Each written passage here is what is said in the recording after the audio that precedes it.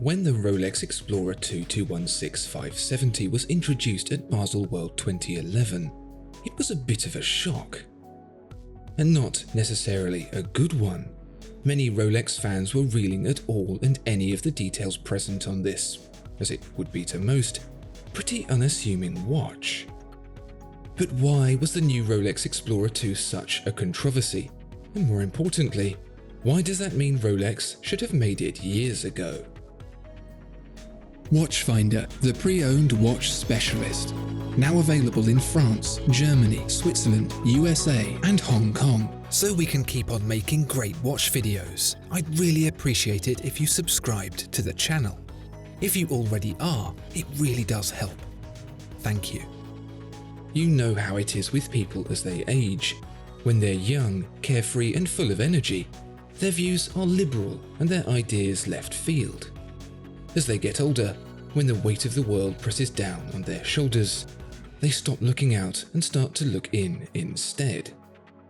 People become more conservative, more wary.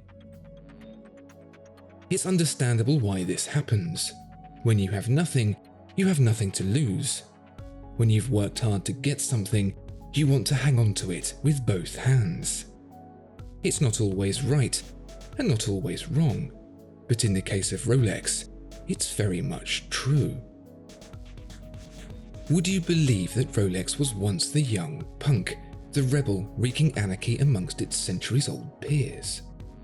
This was at the turn of the 20th century, when it started getting up the old guard's nose and saying things they didn't want to hear. War, depression, revolution. It was a shift from audacious luxury and excess to a time of reserved practicality, and Rolex was there to show the big old whales how it was done. Within 50 years, a microsecond in the business of timekeeping, the tides had already started to turn. The Explorer was a turning point in Rolex's mission to bring a new voice to watchmaking. First and foremost, it was a wristwatch, not a pocket watch. But more importantly, it was actually usable. So used were the old guard to building decorative displays that were to be shown off more than they were looked at, that when the Explorer hit the scene in 1953, it was as much a shock then as the 216570 was in 2011. As beautiful as an Omega from 1953 is, it's a delicate instrument that looks like it could be dismantled by a particularly loud sneeze. The Rolex Explorer was the complete opposite. An iteration of a fast-evolving period of progress, it contained many of the details Rolex had been working on over the last few decades, all of which were a long way off being seen in the watches of its competitors. Water resistance, automatic winding, luminous markers, a metal bracelet. What to you and me sounds like the quintessential watch was, back then, a moment of unadulterated surprise. The Omegas were beautiful, elegant. This Explorer had all the elegance of a pneumatic drill. The caseback, for example, bulged to fit the automatic winding rotor in, an easier solution than changing the case itself. But that was the point. You wore an Explorer to explore, not to pose. It could, and did, take a person to the top of Everest and back again without breaking a sweat. Whether chopping wood or dishing out sugar lumps, it would be ever reliable and never faltering. A trusty companion and not a dainty escort. So how does that relate to the Explorer of today? There's a mindset shift that needs to happen to understand why watches are made the way they're made and bought by the people they're bought by when it comes to now. When the Explorer first came to be, it was a very different world, one where a mechanical watch was as good as time-telling technology got. To say things have changed since is a bit of an understatement. There's less and less in our lives today that relies purely on mechanics. We're a culture of solid state, reliant on the processing power of computers for even the most seemingly simple tasks. Even our seatbelts have computers. when the Explorer was launched, we didn't have either. So what's a brand like Rolex and a watch like the Explorer to do? That's a different kind of challenge, but one that still acknowledges the ethos on which the brand was built, to revolutionize, to change the way people think.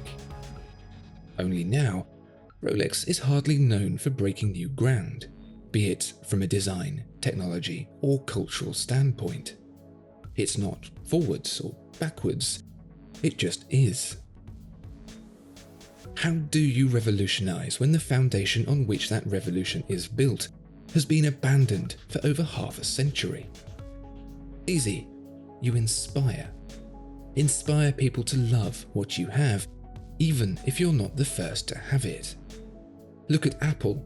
There's nothing there to legitimately call the company a bleeding-edge tech developer, but the way it inspires its audience is like no other. It feels fresh, it feels new, even when it's not. Take MB&F, for example, or Uhrwerk. That's one way to utilize a tired technology in a way that inspires. Or Rolex's sister company, Tudor. It's inspiring people with its nostalgic, laid-back approach to reliving the pages of history. For Rolex, it's making nice watches, sure, but nothing that takes the risks it used to take. Nothing that pushes the industry like it used to push. That is, until 2011. This 42mm chunk of steel, emblazoned with broad markers and a throwback to end all throwbacks, the famous orange GMT hand from the original Explorer II, is a classic watch for a modern audience that pulls on the heartstrings and stands out in a crowd. Only problem is, it was about a year too late, because in 2010, the year before, Tudor released the Heritage Chrono, a big, bold, colourful throwback, and that sounds rather familiar. Rolex was supposed to lead the charge, not follow it. The Explorer II 216570 should beget the Tudor Heritage Chrono, not the other way around. As it so happens, that Heritage Chrono spawned a whole series of incredibly successful models for Tudor that have miraculously lifted the brand from who status to a viable alternative to the far more expensive parent organisation. Why? Tudor inspires people.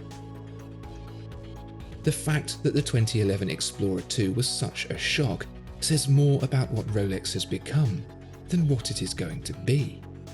It's old, it's successful, and it needs to protect its image. I get that. But playing it safe isn't going to fly forever. I mean, it was through change that Rolex turned the tide with the original Explorer, after all. I don't think anyone's expecting Rolex to take on Uhrwerk or MB&F anytime soon, and obviously Tudor operates as a more relaxed testbed for the core business of Rolex. But still, the reaction in 2011 to what should otherwise be a very ordinary watch demonstrates just how different Rolex is now to how it was back in the mid-1900s. Businesses come and go, public passion waxes and wanes, and to stay evergreen, it's important to keep on inspiring new generations. Is the Explorer II too little, too late? I suppose we'll see.